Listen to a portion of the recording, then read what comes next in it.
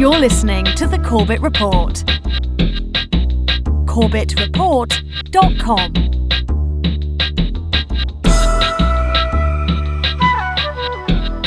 Welcome, ladies and James. Welcome. It's James Corbett here from CorbettReport.com, and you are tuned into another edition of Questions for Corbett. And for those keeping track at home, this is the 14th edition of this series, but the first one in quite a few months. Since the beginning of the year, actually, we haven't had any Questions for Corbett's, as part of the general hiatus that's been going on in the podcast while I've been working on the Federal Reserve documentary. So, as well, people will obviously have some questions coming in about that, and we'll get into that in some more detail in just a moment. But before we do so, for those who don't know, of course, this is the Questions for Corbett podcast series, whereby you send in your questions and I answer them. Pretty basic stuff. And how do you send in your questions? Well, of course, you can contact me via the contact form on CorbettReport.com. You can tweet me at CorbettReport. You can throw a video question up on YouTube with a hashtag QFC so I can find it, or any other way that you can think of to get this to me, carrier pigeon or what have you. But I have a new method for you to get in a question for Questions for Corbett now. On the contact form of CorbettReport.com, you'll not only find the regular email contact, but you'll also find a new SpeakPipe widget, which allows you to actually record audio from your computer. It just activates your microphone and then you speak into it. It records the message and it basically saves it for me to activate as a voice message later on. So you can now leave voice messages for the Corbett Report on the contact form. And of course, that will be a valuable way, I hope, for people to leave audio questions for Corbett. Once again, lots of different ways to get your questions in, so please do so, and I'll do my best to answer them. But having said that, it has been several months since our last edition, so there were hundreds of questions piled up, and obviously we're not going to get to all of them today. It will only be a smattering of a sample of them, not even a representative sample.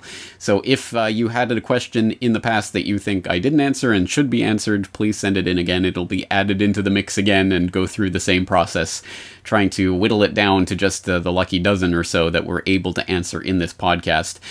Before we get into the podcast, I should mention one more thing. Of course, there is a new RSS feed on the newly redesigned CorbettReport.com specifically for this podcast, so you can subscribe to the Questions for Corbett podcast feed. It's also up on iTunes and the iTunes store, so Apple has renounced its blood libel against the Corbett Report or whatever was going on there. I don't know. I don't question it anymore. It's up on the iTunes store now. So once again, it's never been easier to subscribe to the RSS feed. Quite easy to do, and I hope you do so and take advantage of that. And also, please rate and review this on the iTunes store because that helps to give the podcast visibility. All right, having said all of that, and once again reminding you that all of the notes for what we talk about today will be in the show notes for this episode at CorbettReport.com, and if you're watching on YouTube, the link will be in the video description below. But having said all of that, let's get into today's questions, and well, this is basically a question that I've had from everybody ever. Asks, when is your Federal Reserve documentary coming out? Did I miss it? I have had this question repeatedly over the past several months, as you can imagine, and now I'm getting it on literally a daily basis. There isn't a day goes by that I don't get this question from someone. So just to put it out on the record, what's happening and what's been happening behind the scenes, I have been working on the Federal Reserve documentary on and off, but in recent months, it has started to slip off of my work priority radar as I get into the flow of all of the weekly series and everything that I'm producing. So as a way of putting an end to this Federal Reserve documentary slow water torture that I've been putting everyone under, including myself, for the last several months, here's what's happening. The podcast is resuming. It will once again be coming out on a weekly basis, and instead of Fridays as before, it will be Mondays. So that means for those of you who know all about the Corbett Report schedule, the third Monday of every month is Film Literature and the New World Order, where we talk about a book or a movie, and that will continue. So that will be the podcast episode for Monday. It won't be a regular podcast of the third Monday of the month. It will be Film Literature and the New World Order. And then the other months, the other weeks of the month, it will be either a regular podcast episode or a Questions for Corbett. So that will be the way that it continues. So there will be a couple of podcasts a month, a Questions for Corbett, and a Film Literature in the New World Order. So so stay tuned for that, starting every Monday, starting this Monday, and the next one will be next Monday. And the next Monday is going to be the Federal Reserve documentary is going to be released next Monday, and then the podcast will resume on a weekly basis thereafter. So That's the answer, and trust me, you will not miss it when the Federal Reserve documentary drops, because it will be all over CorbettReport.com, and I'll have lots of follow-up and other things going on about it, so trust me, you will not miss it when it's released. All right, and here's a question from everyone else ever, who asks, I was trying to listen to Episode X or Interview Y or Video Z, and it cut off halfway through. What's going on? I've had this feedback an awful lot over the past several weeks, and long story short, I upgraded the server about 6 weeks ago or so, and it was from that point that we keep getting this feedback over and over on pretty much a daily basis now. Someone is having trouble downloading part of a file and it just cuts off or what have you. And then I go to look at it on my side and I'm able to stream the whole thing or download the whole thing. So what's going on? I don't know what's going on, and I have been in touch with my hosting provider, EuroVPS.com, which has donated the server for the Corbett Report, generously so, but whatever they did with the upgraded server is not working. We're checking the settings behind the scenes. It's still clearly not working, so we're still going to have to fiddle with it. If you have this problem, if the download suddenly cuts off halfway through, if you want to let me know about it, please let me know with as much detail as you possibly can how you were trying to access it. Were you on the website? Were you playing it through the streaming player? Did you download the file from that streaming player to your hard drive? Do you download it through an RSS feed like iTunes or another podcatcher? What date and time were you accessing the file? Which file specifically were you trying to access, and how much of it did you get? As much detail as you can possibly provide, and that will help us, I hope, to track down this issue and hopefully get it resolved. So you have my sympathies, and I'm putting this up front, so in case this file gets cut off abruptly, you'll know what's going on. All right, and now a question from every Corbett Report member ever. How do I log into the website? Yes, once again, for people who don't know, the newly redesigned CorbettReport.com has a login function. Enter your username and password, and you can log in and start leaving comments on Corbett Report posts. And I've had this from several subscribers over the past few weeks. Where's the login? How do I log in? How do I do this? Well, first of all, you have to be a Corbett Report member, i.e. you have to be signed up for either a monthly or an annual subscription. Again, as little as $1 a month, 100 Japanese yen a month, that's $12 a year, will get you a subscription to the website, and then you can become a Corbett Report member. You not only get the Corbett Report newsletter that comes out on a weekly basis with my international forecaster and other materials, but also you'll get access to the website. You'll get a username and password. So that's the first step. The second step, I have to actually send the username and password out to all of the members. I haven't yet done so. I basically, behind the scenes, I have my subscriber lists that I've been keeping in different fashions and different files, and it's become very a monstrosity to try to put this all together. I'm trying to consolidate all this so I can put it in the back end as user data that then can send out the username and password. It's a monumental headache, so suffice it to say, it will be sometime over the next week or two I'm going to be getting this done. My first priority is get the Federal Reserve documentary out of the way. My second priority is get every subscriber their username and password. So not this coming Saturday, but the following Saturday. By that point, I plan to have all of the username and passwords emailed out to all of the Corbett Report members. If you are a member, you are subscribed, and you do not receive your username and password in the next 2 weeks, then please do get in touch with me and we will sort it out. Until then, I'm really trying to do my best, so just hold off until then and we'll get that sorted out as soon as possible.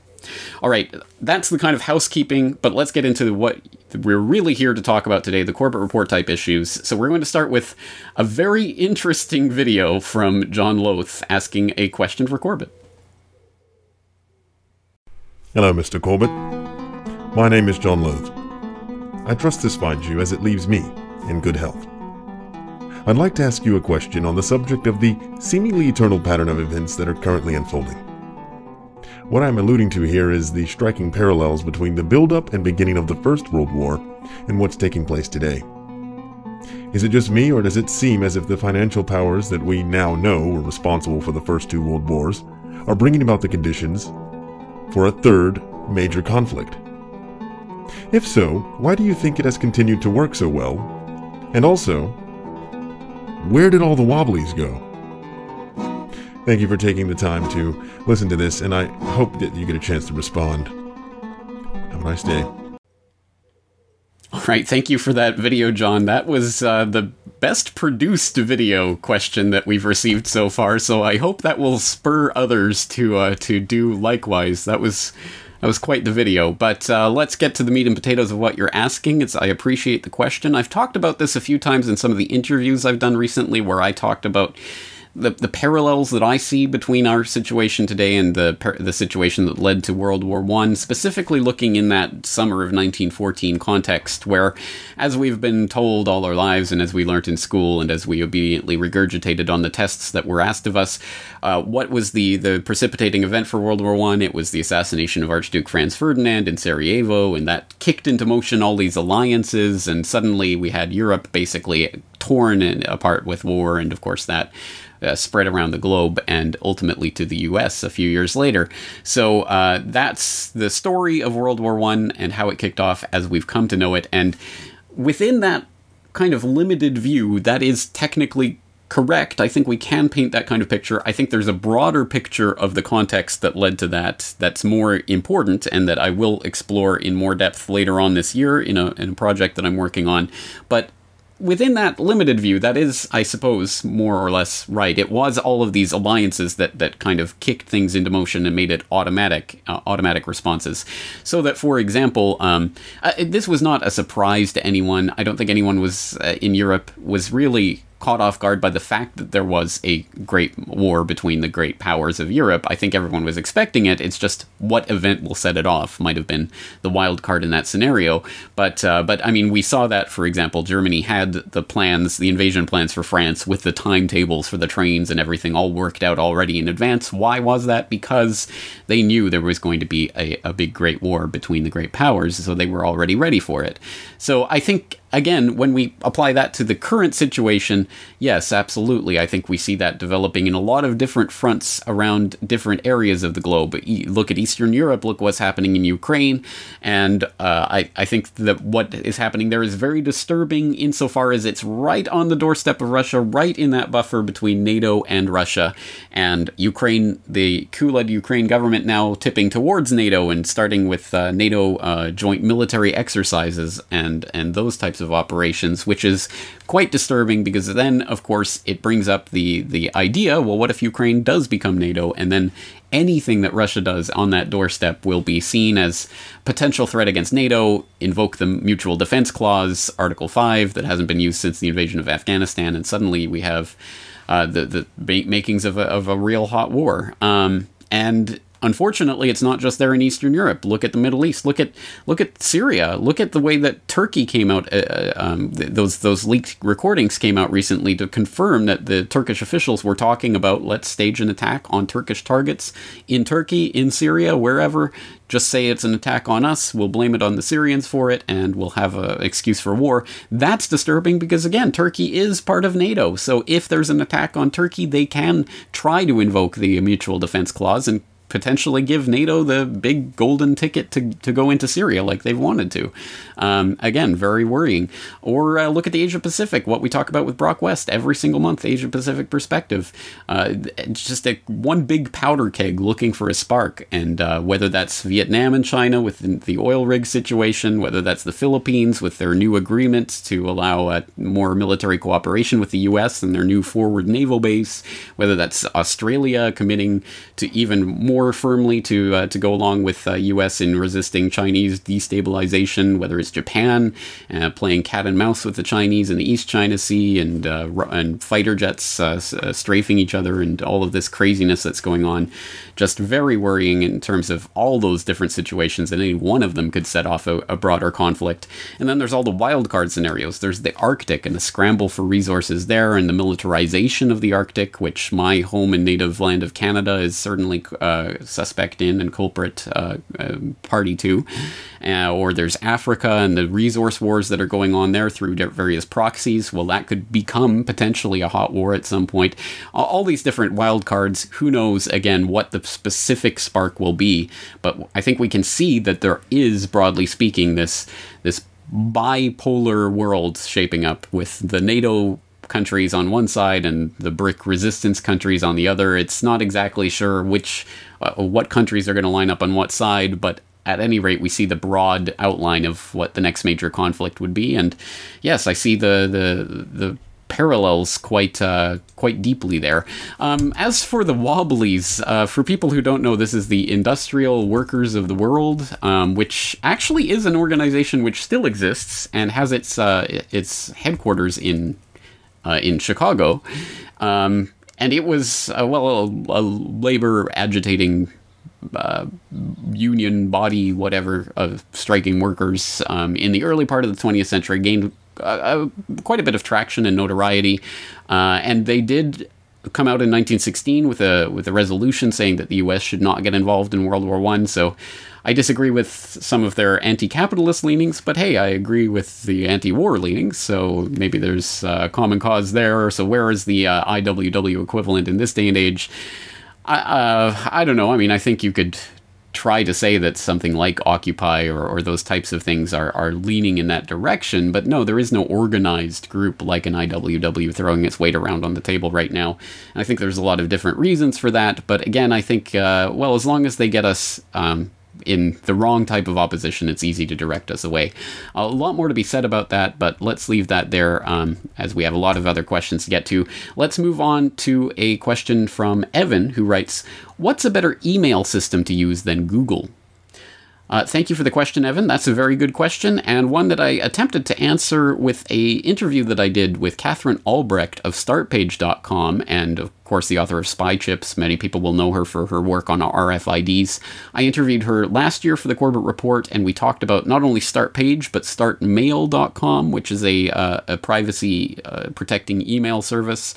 And again, I mean, anything on the internet is only as good as you can, as the backbone of the internet itself, which, as we know, unfortunately, is being tapped into. So, what are you going to really ultimately protect if that's your ultimate goal? But certainly it's more secure than something like Google, and StartPage does not actively cooperate with the NSA, and they take lots of precautions against outside interference. So I do think it is a good service. I don't use it myself, so I'm going to put that caveat out there. I do know a lot of listeners who have signed up for it and are using it, and I've heard some good feedback about it. So that's something I would recommend. Personally, I have my own mail server on my server, so I don't worry about those types of services.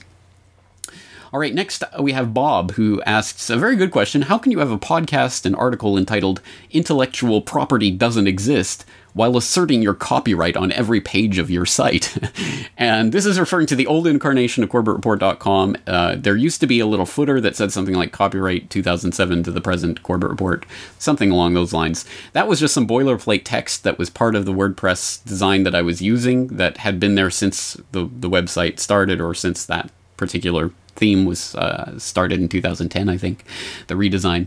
That had just been sitting there. I didn't even notice it until Bob pointed it out, and I thought, yeah, you know what, that is wrong. So thank you very much for pointing that out, Bob. That was my oversight completely. And so now when you go to Corbett Report and you look at the bottom, it has the correct boilerplate text at the bottom of the page, indicating that this is not a copyrighted website. It is a Creative Commons website, Creative Commons Attribution Non-Commercial 4.0 International License, to be precise. And if you actually click on that link, you can go to the Creative Commons website, creativecommons.org, to find out more about that license, under which all of my work that's published there at CorbettReport.com is provided. You are free to share and adapt, i.e. remix, transform, build upon, copy, redistribute this material in any format or medium that you like, so long as you provide attribution, i.e. say where the work came from, and non-commercial. Do not try to sell my work as your own, and we'll be fine. So that's the underlying way in which this open source material is provided free and open to the public. So thank you again, Bob, for pointing that out, and I'm glad that you gave me the opportunity to notice that and to correct that on my website. All right, let's go next to Chris, who writes, hey, I was thinking of a particular question asked to you by 42 Minutes, a podcast that I was on earlier this year, I believe, late last year. They asked what media you consume, and you said that you watch YouTube, podcasts, and the like. I was wondering if maybe you could include some of those in your recommended viewing or listening in your subscriber letter, or maybe do an aggregate of types of media that you listen to. Okay, thank you for that, Chris. For people who don't know, yes, in my subscriber member newsletter that comes out every week, I do recommended reading, recommended listening, recommended videos every week that I put in there so that I can recommend some good material for people. And so I could put this in there, but I'll do it here. Why not? Let's just do podcasts today. If people are really interested in what YouTube channels are subscribed to, I can share that as well. But let's just look at the podcasts. These are the podcasts I'm subscribed to currently. And my caveat is, if you're a podcaster and you don't, and you think you should be in here and you're not, don't worry about it. I subscribe and unsubscribe quite often, so I'm always changing it up and trying to just find a different mix for my podcast, and I never have time to listen to them all anyway, so this is aspirational rather than something that I can actually accomplish. But these are the podcasts I'm subscribed to. First of all, I'm subscribed to all the Corbett Report podcast feeds, not because I'm vain and like to listen to myself, but because I like to check that the feeds are functioning correctly, which I actually don't always get right anyway, but I try my best. I'm subscribed to, in alphabetical order, the Cracked podcast, cracked.com, which is kind of strange. It's a humor podcast, occasionally insightful. Occasionally they have topics that are actually interesting and they actually get into. There was one recently about the different regions of the United States and how they're almost like different countries within the United States and how that developed historically. It was a really fascinating podcast episode. Sometimes they have great things like that. Sometimes they have kind of useless mind fluff. Sometimes they're atrociously bad when it comes to anything about conspiracy, because they love to put down crazy conspiracy theorists. So it's hit and mix. I'm not sure I'd recommend it. I'm subscribed to Dan Carlin's Hardcore History. He's a bit mainliney, but he also, I mean, he does a very thorough job on what he does. And it is a lot of mainline history, but still it is good to know and to hear. And some very in-depth, basically audio books is what he produces. These big 3-hour podcasts that link up in a series that ends up being 12 hours long or something. So it's quite a lot of listening, but it's worth it. I really do get a lot out of that. I think it's a good, well-produced podcast. I'm subscribed to Fareed Zakaria's GPS, of course. I've talked about this before in Listening to the Enemy. Fareed Zakaria, absolutely CFR insider all the way, and every single week there is some Richard Haas or Henry Kissinger or someone from that globalist clique who's out there spewing the latest propaganda. So I subscribe so I can hear the propaganda and know where it's coming from. I'm subscribed to Hipsters United, which is a Smashing Pumpkins podcast that hasn't been around for over a year now. They haven't produced an episode, so don't even worry about that. I'm subscribed to How Did This Get Made, a silly entertainment podcast that basically rips apart terrible movies, cheesy movies, like really bad, not B movies, but like D movies. And it's funny, I haven't even watched most of the movies they review, but it is genuinely hilarious the way they tear them apart. So I like that. That's just mindless entertainment for me. I just recently subscribed to the In Our Time archive of philosophy episodes. It's a BBC radio series, which again is very mainstreamy and has on, Oxford professors and the like, but they do talk about some interesting philosophical things. I think they haven't produced a new episode in 3 years or something. I think it's discontinued. But I just went and subscribed and downloaded a bunch of different podcasts on Taoism and Edmund Burke and Thoreau and anarchism and Marx and all of these different subjects. So it's interesting for me to listen to. Again, I take it with a grain of salt how mainstreamy it is. I'm subscribed to The Jack Blood Show, of course. I'm subscribed to Life Report, Pro-Life Talk, Real World Answers. I'm subscribed to, right now I'm subscribed to a podcast feed that's actually an audiobook. It's Lloyd DeMouse's The Origins of War in Child Abuse, which is an audiobook. It's a book that Stefan Molyneux read into the microphone and provided as a free audiobook download, and there's a podcast feed for that, so I downloaded that. Very interesting book. I'm not sure I agree 100% with what it says, but it is very important, I think, to take a look at that. I'm subscribed to Media Monarchy podcast, of course, and he had recently a really interesting conversation talking about celebrity storylines with a researcher in the UK. I'm subscribed to The Mind Renewed, a very, very good podcast. Julian Charles does great interviews, really in-depth. So he has one up right now about Dr. Tim Ball, talking about peer review that I haven't listened to yet, but I'm looking forward to. Another mindless entertainment podcast, I'll admit it. I'm subscribed to the Opie and Anthony Show podcast. What can you say about that? Certainly anything to do with conspiracy I try not to listen to because they're atrocious on it, but just for mindless humor, it can be entertaining enough. I'm subscribed to the Peace Revolution podcast, of course. I'm subscribed to Porkins Policy Radio. Porkins Policy Review Radio, whatever it's called, with Pierce Redmond. Once again, for people who haven't checked that out, please do so. A very good podcast. He does some great, really in-depth reports there, so I hope you will check it out and subscribe to him. Of course, he was my recent guest on the Film Literature in the New World Order, where we talked about Charlie Wilson's War. I'm subscribed to Revelations Radio News. I'm subscribed to the Sovereign Man podcast. That's a relatively new podcast, so I've just subscribed to it recently, but he does some good breakdowns of finance and economics. I'm subscribed to Traces of Reality, Guillermo Jimenez podcast. I'm subscribed to the Vice podcast, again, a bit mainliney, and we're so cutting edge, and but we support establishment narratives whenever possible. But some of their podcasts are interesting, and there's some in-depth conversations there. And finally, I'm subscribed to The World Next Week, not The New World Next Week, The World Next Week. Yes, for those of you who don't know, The New World Next Week is a ripoff of the CFR's World Next Week. They have a World Next Week podcast, so James and I made The New World Next Week, and we actually, if you look at the logo, the podcast logo of World Next Week and New World Next Week, it's the same logo and everything. So we were trying to steal some of their Google foo and direct some of the CFR searchers towards us. I'm not sure that worked, but that was our intention anyway. So again, listening to the enemy, listening to the propaganda coming out from the CFR is not always useful, but sometimes useful. All right, so that's my podcasts. And again, if you want to ask about my YouTube subscriptions, maybe we could do that next time. All right, let's move along to the next question. And this one is another video question, this one from Angus.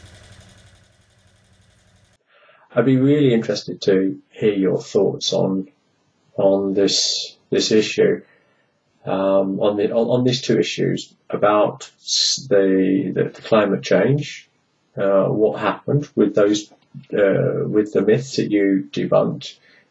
Do you maintain your position even after reading like some quite detailed analysis of those questions on this skepticalscience.com? And then to the more general question of, should your readers be able to recommend other science or also like other research that might even contradict your own position? Sincerely hoping this video gets your attention. All the best from Sweden. Okay, see you. Okay, thank you for that, Angus. And sorry I didn't set that up very well, but Angus left a 5+ minute video, so I couldn't play it all, but that's kind of the gist of where the questions end up. To give some context to that, he was watching my 10 climate myths debunked in 1 minute video, and he started to look into some of the claims in that, and he looked at skepticalscience.com, which had some counter arguments to the arguments that I presented there, and he was convinced by the counter arguments at skepticalscience.com, so he was basically asking, well, what's your response to this? There seems to be a big, very, very detailed debate that goes on at Skeptical Science that comes to the opposite opinion of you. And then the other part of that is, well, what about the Corbett Report? Why is there not that space for debate and discussion like what you see at Skeptical Science? So that's a two-part question, and again, I couldn't play the whole video, but with regards to the climate myths debunked video, for people who didn't catch it, it was a 1 minute video, 10 climate myths debunked in 1 minute. So it's an average of 6 seconds per climate myth. Obviously not going to be the most in-depth reporting that I can do on the subject. It was one of those things you trade off. It catches attention, it gets spread very widely, it doesn't convey a lot of content, so you hope people will click back to the source documents and all of that. But again, you can't convey much information there. So again, I wrestle back and forth whether it's worth doing those types of videos at all or not. I could do an entire episode on, for example, the claim that 97% of climate scientists agree that global warming is real and it's man-made. There's so many points and counterpoints to be made there, and the one that I chose to go with in the video relates to the sort of original 97% claim, which was based on a survey, which out of 15,000 participants in the survey, they boiled it down to whatever 89 or 93 or whatever climate scientists out of that 15,000 sample. And from that 93 people, they came up with their 97% number, which, I mean, there's so many problems with that. It's been talked about at length online. I'll put in a couple of links in the show notes so you can go and read some more about that. But then after that was roundly debunked, they came out with another 97% claim that was completely differently derived, but arrived at the exact same number, 97%. And this time time they took however many papers, I don't remember, 10,000 or something, and they tried to categorize them and say, this paper supports the AGW hypothesis, this paper goes against the AGW hypothesis, or this paper has nothing to say about the AGW hypothesis. And they tried to rank it out, and they found, magically enough, 97% of published scientific papers support the idea of anthropogenic global warming. Again, tons of problems with that study and the way it was conducted and the types of things that we know, the information that they'll release about that story and the information they're actually hiding about the way that study was committed. Again, tons of problems with that study, and different people have come to vastly different results looking at those papers. So again, I'll put links in the show notes so people can explore that. I guess what I would say in response overall to the question of these issues, I mean, I do stand by what I was saying in the 10 Climate Myths Debunked video, but there's obviously a lot more to say about it.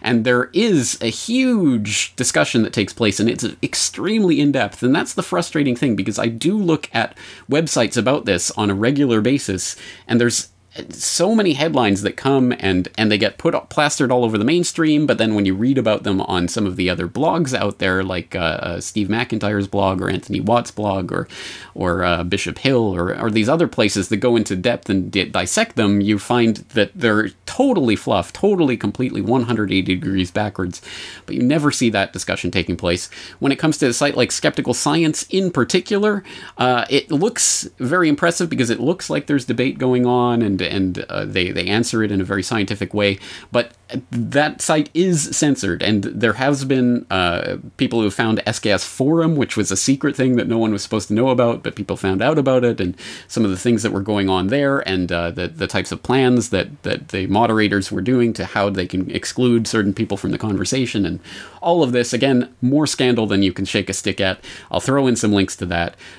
Suffice it to say, it is a very complex issue. There's a lot of points to be made on any one of those issues in something like the 10 Climate Myths Debunked, let alone the dozens of other issues that I would like to talk about. So I could do an entire podcast on just the global warming bunk. And maybe I should, because I constantly get emails from people.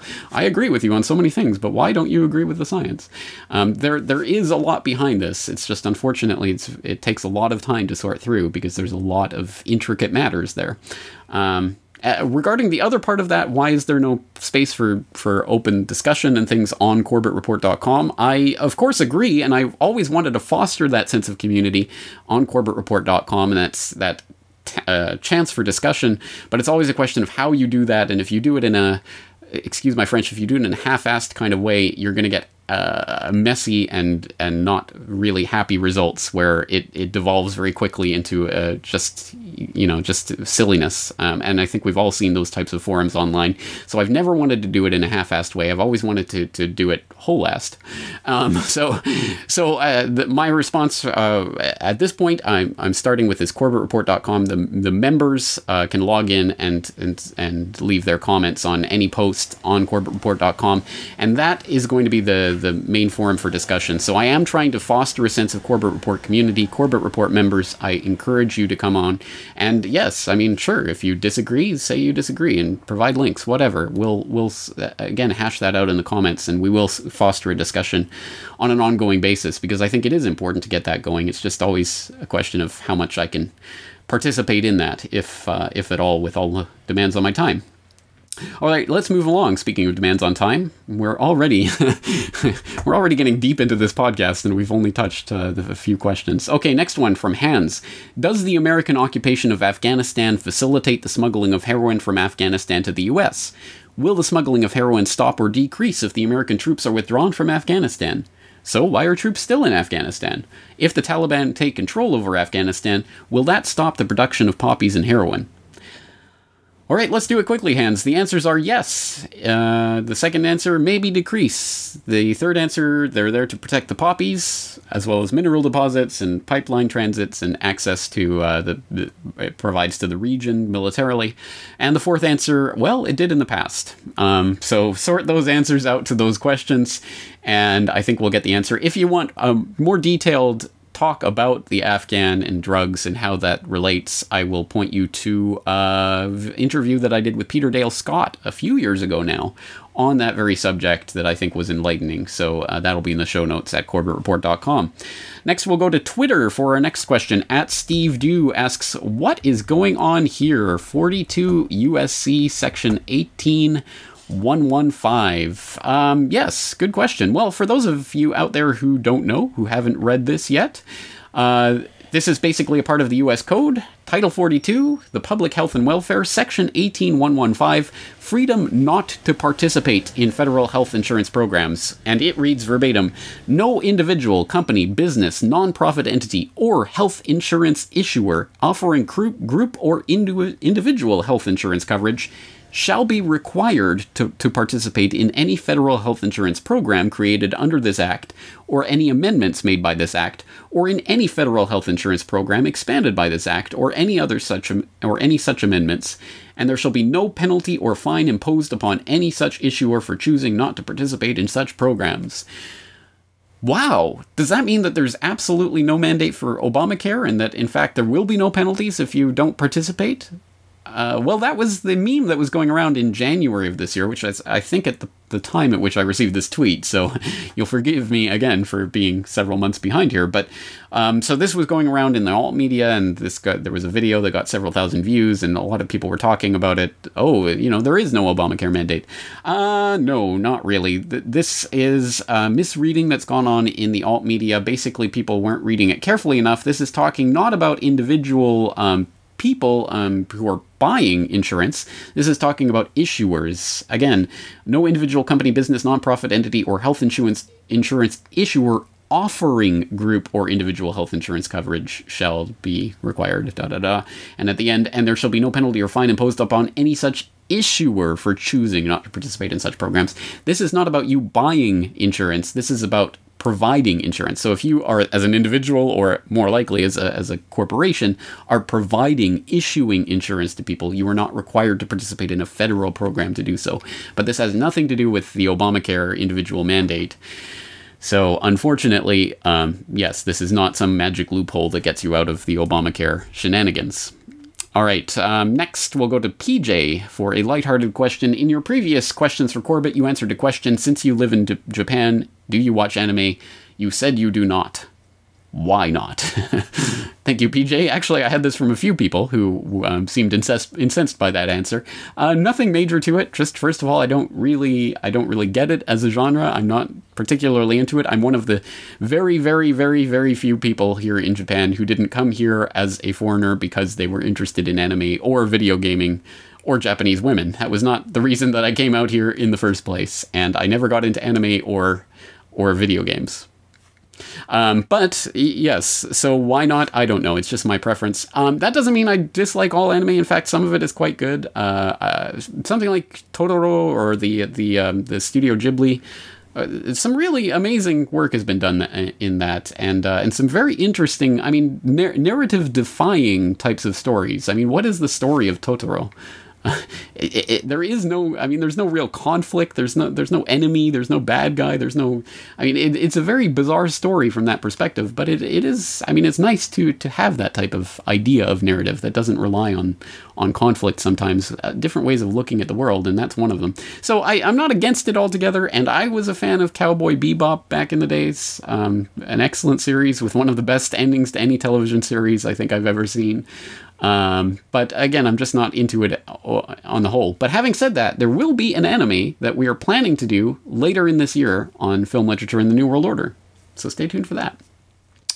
Okay, next, Adrian writes in with actually a helpful hint about a podcast that I did about the Kubrick question, in which I noted that the theory has been posited that room 237 in The Shining was room 237, not whatever room it was in the book version, 181 or whatever it was, because specifically 237 refers to 237,000 miles from the Earth to the Moon, and that's why it's another moon reference encoded in The Shining.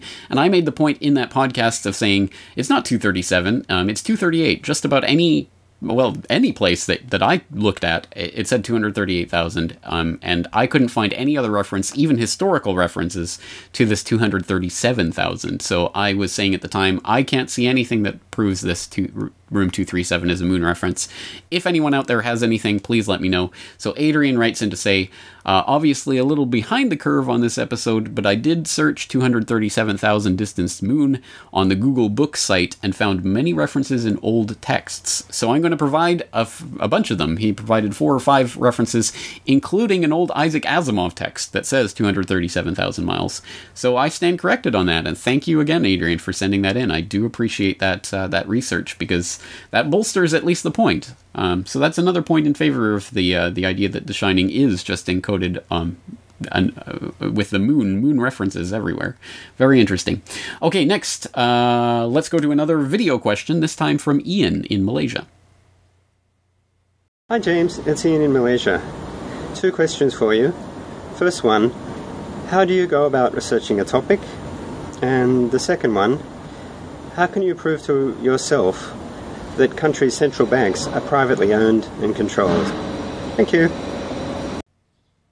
All right, thank you for the question, Ian. I do appreciate it. The first question is very broad, and I do get it a lot, but I don't know how to answer this because I guess it depends on the subject, but generally it starts with just searching in a search engine for whatever piece of information it is I'm looking for. And again, it's hard to be specific because it depends on the topic, but I did give an example a couple of years ago talking about vaccines causing viruses, and I looked at a specific example of that. So again, people can, I'll throw the link in, so that's an example of how I would go about researching a subject. It's just one example, and maybe I should do an entire episode on this, because again, there's a lot of interest in this, and I get that question a lot. As to the other part of the question, it's an interesting question. How can you prove to yourself that countries' banks are privately owned and controlled?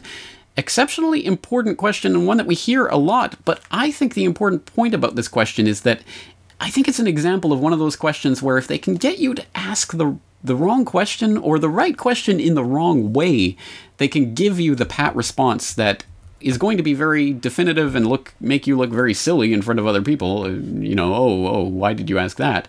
Whereas I think the question that we want to be asking is slightly different. So again, it always comes back to this. Who owns the Federal Reserve? It's privately owned. It's these secret owners who own it. It's the Rothschilds. It's the Rockefellers. It's, you know, this and that.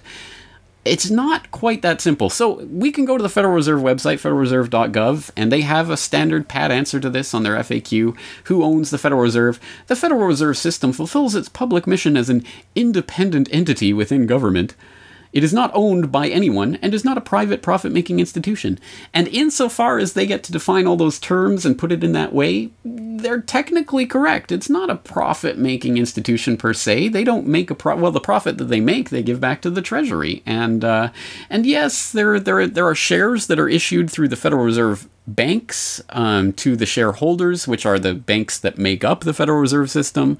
So the private banks own shares in the Federal Reserve System through the reserve banks, and they get 6% dividends on that. So there is some type of profit making going on for some of the entities involved here, but you know, it's not exactly the way people mean it when they say owned, and it's not for profit, and all of these things that they get to say, look, all of you conspiracy theorists are wrong. So this is something I'm going to be talking about very specifically in my Federal Reserve documentary, how this works and what it really means. I think the real question is not who owns the Federal Reserve, it's who controls the Federal Reserve. And when we put it in those terms, it becomes much more apparent what's going on. The FOMC, the Federal Open Market Committee, which consists of presidents of the reserve banks, which again are drawn from the private banks, which make up those reserve banks. So it's a system that's not, it doesn't operate in the way that I think it would be easy to understand. Oh, you know, Bank X or person Y owns the Federal Reserve.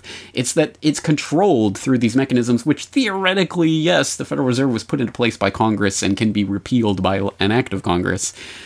Not that it ever will be, or at least not in the current political climate, but they can at least say that, and there is some truth to that, and they get to put it in that context. So that's the context that's really important. It's not who owns it, it's who controls it. And And on that note, again, there's often things that go around the web talking about there's only 3 central banks that aren't privately owned, and these are the 3. That's like Iraq and Iran and North Korea, and so they invaded Iraq, or whatever it is. These lists go around, and I've seen different ones in different being propounded in different ways by different people. Again, I don't think it's really about that. It's not about who owns the central banks per se, it's about how they're run and who directs and controls them. And to get a better sense of that, and the list of the countries that are on the globalist inside, I think we should go to the central bank for central banks, identified by Carol Quigley as the apex of the pyramid back in Tragedy and Hope, the Bank for International Settlements in Basel, Switzerland, which very few people even know exists, and the few people that do don't understand what it is or how it works. An exceptionally important organization that I am going to be doing more work on in the future because of its importance. But on their website, they have an About section, and they list their organization, including the members who are the central banks or monetary authorities of, and it gives the list of all the central banks that participate in the Bank for International Settlements. And there you go. Those are the list of the bankster insider controlled central banks. And it doesn't mean that necessarily that they're owned outright by various people. It means they're controlled.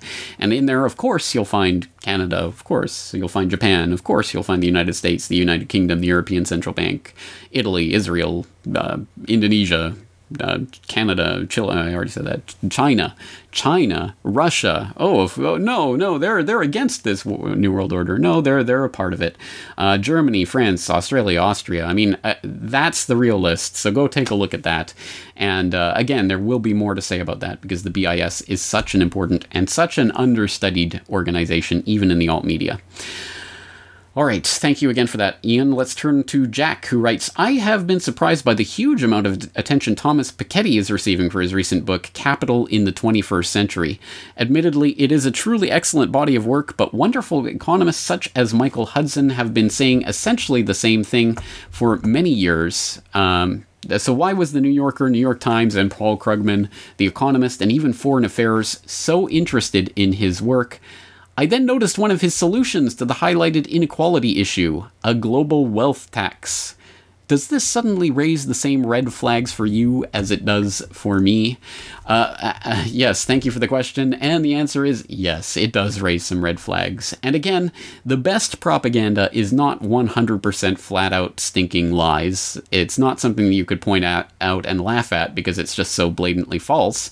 The best propaganda is pointing out a lot of true things and then coming to grossly erroneous conclusions based on them, or even subtly erroneous. Again, it can be quite more subtle than sometimes we think. So, there's a lot to say about that, and about Thomas Piketty, and about capital in the 21st century, and the way it's the messiah for a lot of these insider globalist economists who love its conclusion. And I agree with, I agree with some of the things he's saying. There are some problems with his methodology that have been pointed out by other writers, but I agree broadly speaking, that income inequality is a growing problem, not because I disagree with the idea of a free market operating and people being just unequal in various positions because of their performance or lack thereof, or the market the way it goes, but because it is structurally inherent in the way that the crony capitalist system is set up, that it will be the insiders, the globalists, the well-connected few who continue to aggrandize themselves at the expense of everyone else. And that's something that I think we should all be concerned about. But putting that in the right perspective and then getting the right conclusion from all of that. Not global wealth tax, not more government. Oh yes, government, please save us from these capitalists that you're in bed with. That's absolutely ridiculous. So an excellent article that I just read yesterday that I will recommend to everyone is up on dollarvigilante.com right now. It is by Mark Jeftovic. I'm not sure how to pronounce that. It's called Cronyism in the 21st Century. Excellent analysis, lots of good material in there. I think really takes Piketty to task, and in a smart way with a lot of good references. So I will point that out to you. I will put it in the show notes. Please do go read through it. And I think that that's the real answer to Piketty, and the reason why he's being pimped so hard right now by the powers that shouldn't be. All right. Next, on another monetary note, we have Isaac, who starts off his email by saying that he, like myself, points to the Money Masters as one of the formative documentaries that helped him to understand the Federal Reserve System and the monetary system better. But he says, I'm emailing you to ask about two documents that Bill Still's thesis, Bill Still, the host of the Money Masters and a researcher in his own right, two documents that Bill Still's thesis somewhat relies on, the Hazard Circular and the Panic Circular. Have you found original source documentation on these documents? In the newest Bill Still documentary, he cites congressional record for both documents.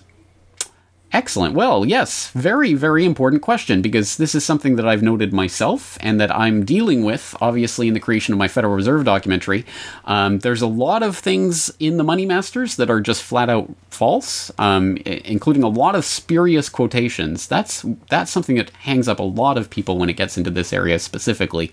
There's a lot of quotations out there that are just flat out false. They were not said by the people that we think said them. The famous Thomas Jefferson quote about inflation and deflation leaving us homeless on the continent our forefathers conquered, what have you.